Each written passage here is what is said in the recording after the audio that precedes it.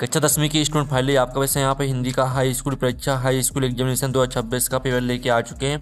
आप लोग बहुत सारे यहाँ पर कमेंट आए थे कि हिंदी विषय का पेपर लाओ, तो फाइनली आपका पेपर आ चुका है। और साथ ही इस वीडियो में हम संपूर्ण उत्तर सहित आपका पेपर कंप्लीट करेंगे। तो आप यहाँ पर देख लीजिए, टोटल क्वेश्चन आपके 23 रहेंगे, टाइम 3 घंटे रहने वाला और मैक्सिमम मार्क्स 75 नंबर का रहेगा। साथ ही आपके यहाँ पर निर्देश आते हैं तो आप निर्देश पढ़ लीजिएगा। अब चलिए आपके यहाँ पर जो हिंदी विषय का पेपर है वो हम यहाँ पर देख लेते हैं। तो पहले तो आपके आते हैं सही विकल्प चुनकर लिखिए जो कि 6 नंबर के रहेंगे। तो सूरसागर के रचनाकार हैं तो आपका यह था तुलसीदास, बा था सूरदास और सा था कबीर और दा था निराला। तो यहाँ पर सूरसागर के जो रचनाकार हैं वो आपके सूरदास हो जाएंगे। फिर आपका दूसरा था प्रगतिवाद के प्रमुख कवि हैं तो आपका था प्रसाद, वा था नागार्जुन और सा था आज्ञे और दा था निराला। तो यहाँ प्रगतिवाद के जो प्रमुख कवि हैं वो आपके नागार्जुन हो जाएंगे। फिर तीसरा आता रसात्मक वाक्यम काव्यम परिभाषा किस आचार्य की है, तो जो आपकी यहाँ पर दी गई है रसात्मकम वाक्यम काव्यम, ये आपकी परिभाषा आचार्य विश्वनाथ की। ठीक है, आचार्य विश्वनाथ आपका राइट आंसर रहेगा। फिर चौथा आता बाल गोविंद भगत गाते समय क्या बजाते थे, तो आपका था डमरू, बा था खजड़ी और सा था ढोलक और दा था बांसुरी। तो बाल गोविंद भगत गाते समय क्या बजाते थे, तो इसका आंसर आपके यहाँ पर खजड़ी हो जाएगा। फिर पाँचवा आता वाच्य के कितने भेद होते हैं, तो आपका आता 2, बा आता 3 और सा ऑप्शन आपका 4 दिया गया, दा ऑप्शन 5 दिया गया। ठीक है, तो जो वाच्य के भेद होते हैं वो आपके यहाँ पर 3 होते हैं। फिर आपके यहाँ पर 6वां देख लेते हैं, भोलानाथ का असली नाम क्या था, तो भोलानाथ का असली नाम था आपका तारकेश्वर नाथ। ठीक है, इस तरह से जो आपके सही विकल्प है वो कंप्लीट हो जाते हैं। आपने अच्छे से याद कर लिए होंगे। अब आता रिक्त स्थानों में सही विकल्प का चयन कर लिखिए जो कि 6 नंबर के रहेंगे। तो पहला था उत्साह एक डॉट डॉट गीत है, तो यहाँ पर उत्साह एक आहन गीत है। फिर दूसरा आता दोहा छंद के प्रथम चरण में डॉट डॉट मात्राएँ होती हैं, तो दोहा छंद के प्रथम चरण में होती हैं आपकी 13 मात्राएँ। फिर तीसरा आता नेताजी की मूर्ति डॉट डॉट की बनी थी, तो यहाँ पर नेताजी की मूर्ति आपकी संगमरमर की बनी थी। फिर आपका यहाँ पर चौथा देख लीजिए, ठीक है, संधि की कुल डॉट डॉट भेद होते हैं, तो यहाँ पर संधि के आपके जो भेद होते हैं वो 3 होते हैं। फिर आप 5वां आता पंचवटी में डॉट डॉट समास है, तो पंचवटी में आपका हो जाएगा यहाँ पर द्विगु समास। 6वां आता हिरोशिमा कविता डॉट डॉट के द्वारा लिखी गई है, तो यहाँ पर हिरोशिमा कविता आपकी आज्ञे के द्वारा लिखी गई है। इस तरह से आपके रेगिस्तान कंप्लीट हो जाते हैं। फिर आप यहाँ पर देख लीजिए आपकी सही जोड़ी बनाकर लिखी जो कि 6 नंबर की रहेंगी। स्तंभ आ और बा में आपकी सही जोड़ी दी गई हैं। पहले आती है उत्साह कविता, तो उत्साह कविता को आपको मैच कर देना है यहाँ पर सूर्यकांत त्रिपाठी निराला से। फिर दूसरी आती है कामायनी, तो कामायनी को आपको यहाँ पर महाकाव्य से मैच कर देना है। और तीसरी आती है कैप्टन चश्मे वाला, तो इसको आपको प्रतिमा पर चश्मा से मैच कर देना है। चौथी आती है त्रिभुवन में समास है, तो इसको आपको द्विगु समास से मैच कर देना है। और 5वीं थी माता का आंचल, तो इसको आपको शिव पूजन सहाय से मैच कर देना है। और 6वीं थी छंद के प्रकार, तो छंद के प्रकार आपके 2 होते हैं। इस तरह से आपकी सही जोड़ी कंप्लीट हो जाती है। ठीक है, हमने नंबर डाल दिए हैं कौन में कौन सी मैच करनी है, तो आप यहाँ पर देख लीजिए। आप प्रश्न 4 आता है एक शब्द वाक्य में उत्तर दीजिए जो कि 6 नंबर के रहने वाले हैं, तो आपको यहाँ पर ध्यान से देखना है। ठीक है, और वीडियो को लाइक और चैनल को सब्सक्राइब जरूर कर लीजिए और साथ ही इस वीडियो को अपने दोस्तों तक शेयर कर दीजिए। तो पहला आता आत्मकथा कविता में कवि मधु किसे कहा है, तो पहले का आंसर आपका यहाँ पर रहेगा मन रूपी भौरे को। ठीक है, मन रूपी भौरे को, ये आपके यहाँ पर आंसर हो जाएगा। और जो आपका दूसरा आता संचारी भावों की संख्या कितनी मानी गई है, तो संचारी भावों की संख्या आपकी 33 मानी गई है। तीसरा दिया गया रिपोर्टाज किस भाषा का शब्द है, तो यहाँ पर रिपोर्टाज फ्रेंच भाषा का शब्द है। और जो आपका चौथा आता संस्कृति शब्द का क्या अर्थ है, तो संस्कृति शब्द का जो अर्थ है वो हम आपको बता देते हैं। तो आप यहाँ पर देख लीजिए, इसका अर्थ हो जाएगा मानव की वह योग्यता जो नए आविष्कार कराती है या आत्म परिष्कार करती है। या आपका जो यहाँ पर दिया गया 5वां क्रिया की विशेषता बताने वाले शब्द क्या कहलाते हैं, तो क्रिया की विशेषता बताने वाले शब्द आपकी क्रिया विशेषण कहलाते हैं। ठीक है, क्रिया विशेषण आपका यहाँ पर राइट आंसर हो जाएगा।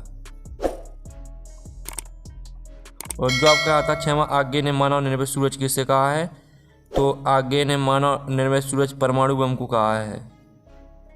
ठीक है, परमाणु बम आपका यहाँ पर राइट आंसर हो जाएगा। तो इस तरह से जो आपके एक शब्द वाक्य में उत्तर है वो कंप्लीट हो जाते हैं। इनके आंसर आप यहाँ पर देख लीजिए, ये आपके एक शब्द वाक्य में उत्तर के आंसर दिए गए हैं, तो इनका स्क्रीनशॉट आप ले लीजिए। अब प्रश्न 5 आता है सत्य का चयन करके लिखिए जो कि 6 नंबर के रहेंगे। परशुराम के क्रोध को देखकर लक्ष्मण डर गए थे, तो जो पहला रहने वाला है वो आपका पहला यहाँ पर असत्य हो जाएगा। दूसरा आता प्रबंधक आपके 2 भेद होते हैं, तो ये आपका सत्य रहेगा। तीसरा आता बाल गोविंद भगत गृहस्थ नहीं थे, तो ये आपका सत्य रहेगा। चौथा आता लोक, ठीक है, लोकोक्ति को कहावत भी कहते हैं, तो ये आपका सत्य रहेगा। पाँचवा आता गंतों को मेहनत कर बादशाहों का शहर कहा जाता है, तो ये भी सत्य रहेगा। और छठवां आता कामायनी एक खंड काव्य है, तो ये आपका सत्य हो जाएगा। इस तरह से आपके सत्य असत्य हो जाते हैं। अब चलिए आपके यहाँ पर देख लेते हैं। प्रश्न 6 आता रीतिकाल की कोई 2 प्रमुख विशेषताएं लिखिए, अथवा आता प्रतिवाद की कोई 2 विशेषताएं बताते हुए एक कवि का नाम लिखिए। तो चलिए इनके जो आंसर है वो हम यहाँ पर देख लेते हैं। तो आपके यहाँ पर रीतिकाल की जो 2 विशेषता रहेंगी, श्रृंगार रस की प्रधानता, ठीक है, और दूसरी रहेगी लक्षण ग्रंथों की रचना। तो इन्हें हेडों को पूरा याद कर लेना है। साथ ही प्रगतिवाद की 2 विशेषताएं देख लीजिए और इनके कवि देख लीजिए।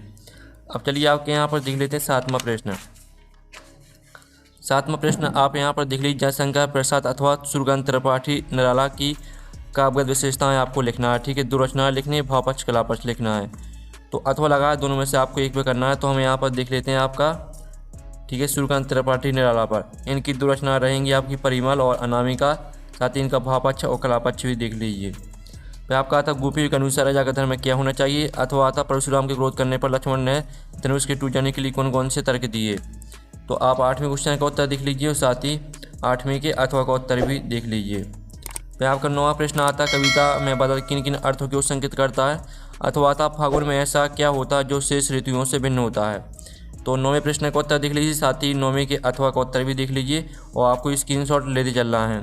फिर आपका 10वां आता महाकाव्य और खंड काव्य में अंतर लिखना है, अथवा में आपको रस की परिभाषा लिखिए तथा रस के अंगों के नाम लिखिए।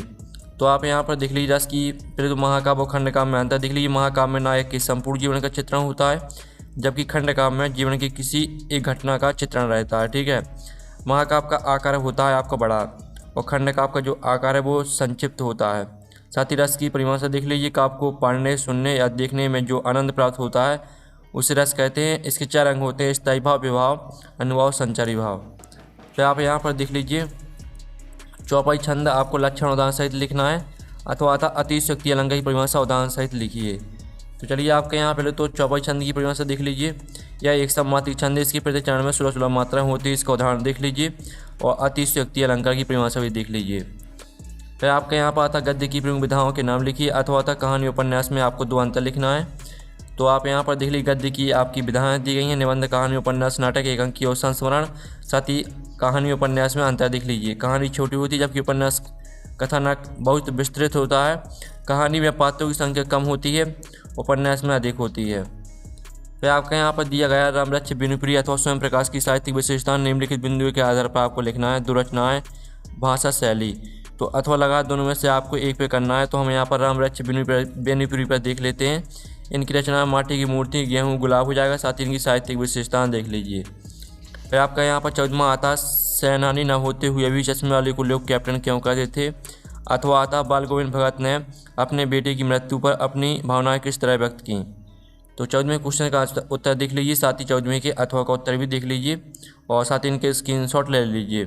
फिर आपका 15वां प्रश्न आता है बिस्मिल्लाह खां को शहनाई की मंगल ध्वनि का नायक क्यों कहा गया है, अथवा आता लेखक के अनुसार सभ्यता और संस्कृति में क्या अंतर है।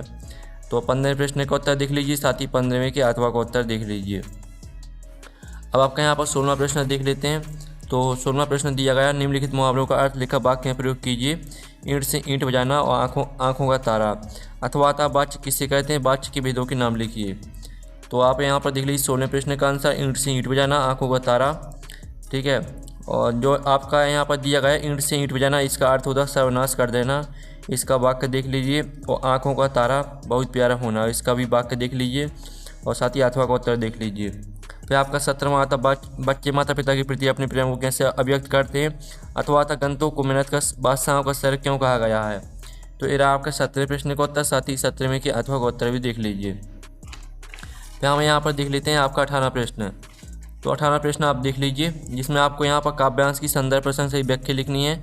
उदा तुम अति बड़भागी इस तरह से दिया गया, साथ ही इसका अथवा भी देख लीजिए, ठीक है। तो हम इसकी संदर्भ प्रसंग व्याख्या देख लेते हैं। ये आपके यहाँ पर संदर्भ प्रसंग से ही व्याख्या दी गई है, ठीक है। तो इनका आप स्क्रीनशॉट यहाँ पर ले लीजिए और ये आपका अथवा का आंसर रहेगा संदर्भ और व्याख्या। फिर आपके यहाँ पर 19वां क्वेश्चन आता है जो कि गद्यांश दिया गया, तो इसकी भी संदर्भ प्रसंग सही व्याख्या लिखनी है मूर्ति संगमरमर की थी, इस तरह से दिया गया। साथ ही इसका अथवा भी देख लीजिए। तो चलिए हम यहाँ पर संदर्भ प्रसंग व्याख्या देख लेते हैं आपकी यहाँ पर 19वें क्वेश्चन का आंसर। ठीक है, संदर्भ प्रसंग व्याख्या और साथ ही अथवा के उत्तर भी देख लीजिए। तो आपका 20वां आता है मेरे जीवन के लक्ष्य विषय पर एक अनुच्छेद लिखिए। अथवा आता है 2 मित्रों के बीच परीक्षा की तैयारी पर संवाद लिखिए। तो 20वें प्रश्न का आंसर देख लेते हैं। आपका 20वें प्रश्न का आंसर रहने वाला है और ये आपका 20वें के अथवा का आंसर रहने वाला है। अब चलिए आपके यहाँ पर 21वां क्वेश्चन देख लेते हैं। तो 21वां प्रश्न आता है जो कि आपका आपरित काव्यांश दिया गया है, जो कि 4 नंबर का रहेगा। इसके 3 प्रश्न आपके दिए गए हैं। उपयुक्त काव्यांश का शीर्षक लिखिए। आप अपने देश को प्यारा क्यों करते हैं, उक्त काव्यांश का भावार्थ लिखिए। साथ ही अथवा में आपका यहाँ पर दिया गया गद्यांश, जो कि आप यहाँ पर देख लीजिए। इसके 3 प्रश्न दिए गए। उपयुक्त गद्यांश का उचित शीर्षक लिखिए। उपयुक्त गद्यांश में वर्णित व्यक्ति के गुणों का वर्णन अपने शब्दों में कीजिए। उपयुक्त गद्यांश का सारांश लिखिए। तो आप यहाँ पर देख लीजिए, ये आपका यहाँ पर दिया गया है। ठीक है, यहाँ पर आपका गद्यांश वाले का उत्तर। पहले तो आप यहाँ पर काव्यांश वाले का उत्तर देख लीजिए। ठीक है, पहले वाले का उत्तर, दूसरे का, तीसरे का। और ये आपका अथवा वाले का उत्तर दिया गया। ठीक है, 21वें के अथवा वाले का उत्तर दिए गए तीनों। अब चलिए आपके यहाँ पर देख लेते हैं 22वां प्रश्न, जिसमें आपको अपने जिलाधीश को ध्वनि व्यवस्था के अंतरों पर प्रतिबंध लगाने हेतु आवेदन पत्र लिखना है। तो आपका आवेदन पत्र हम यहाँ पर देख लेते हैं। ठीक है स्टूडेंट, आप यहाँ पर देख लीजिए। आपका 22वें क्वेश्चन का आंसर रहेगा, तो इसका आप स्क्रीनशॉट यहाँ पर ले लीजिए। और 23वें प्रश्न में आपको निबंध लिखना है। तो हम यहाँ पर ठीक है वृक्षारोपण समय की आवश्यकता पर आपका निबंध देख लेते हैं। तो ये आपका प्रस्तावना हेडिंग याद करनी है। वृक्षों का महत्व है, पर्यावरण संतुलन, हमारा कर्तव्य, उपसंहार। इस तरह से आपका निबंध यहाँ पर कंप्लीट हो जाता है। आप लोग वीडियो को लाइक कर लीजिए, चैनल को सब्सक्राइब कर लीजिए। आपका पेपर कंप्लीट हो जाता है। हम नेक्स्ट वीडियो में मिलते हैं। Thanks for watching.